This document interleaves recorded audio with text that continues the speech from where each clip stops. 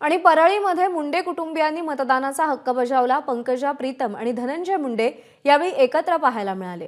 अभावानचे चित्र दिसून येतं, पण या निवडणुकांमध्ये हे दिसतंय। पूर्ण कुटुंबासमेत मला वाटतं 12 वर्षानंतरचा हा योग असेल की जिथे आपण पूर्ण कुटुंबासमेत आला।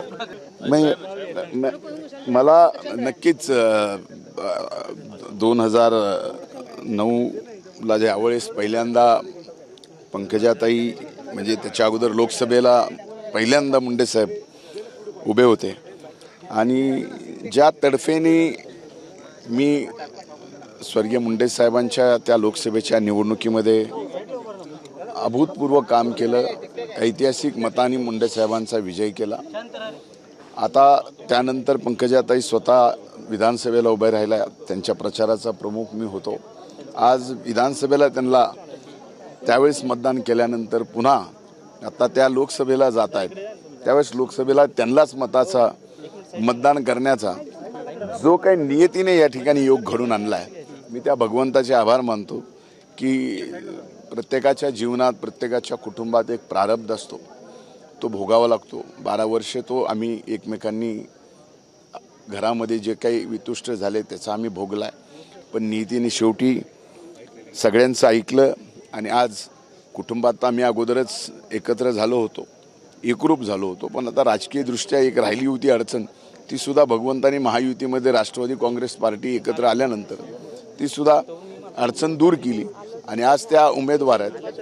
माझ्या महायुतीच्या उमेदवार म्हणून त्यांच्यासाठी मतदान करणं, माझी लहान बहीण म्हणून मतदान करणं आणि एकत्र येऊन कुटुंबात आज सगळे मिळून मतदान करणं हे एक आगळा वेगळा पुन्हा नियतीने घडवून आणलेला योग आहे।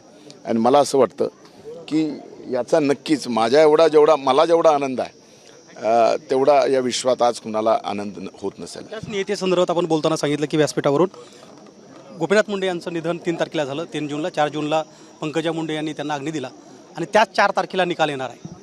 म्हणूनच मी आपल्याला सांगतोय की या सगळा विषय ज्याला जो नियतीला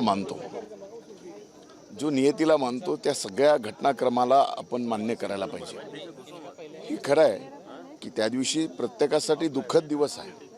4 तारखेला ज्यावेळेस 2014ला 4 जूनला पंकजाताई स्वर्गीय मुंडे साहेबाला अग्नी देत होत्या, त्याच वेळेला 2024ला पंकजाताई मुंडे साहेबांच्या त्या लोकसभेच्या जागेवर जात आहेत। प्रीतमताईंनी जी जागा आजपर्यंत सांभाळली आणि त्या क्षणाला एकीकडं मुंडे साहेब नसण्याचं दुःखही असणार पुण्यतिथी साजरी करत असताना, पण पुण्यतिथीच्या दिवशी पंकजाताई या ठिकाणी मुंडे साहेबांच्या जागी खासदार म्हणून जात आहेत, याचा आनंदही नक्कीच सगळ्यांमध्ये असेल।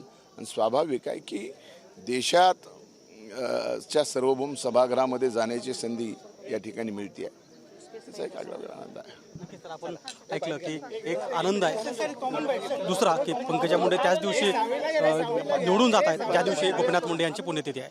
कॅमेरामन कृष्णा खापरेसह गोविंद शेळके, एबीपी माझा, नात्रा, बीड। एबीपी माझा, उघडा डोळे बघा नीट।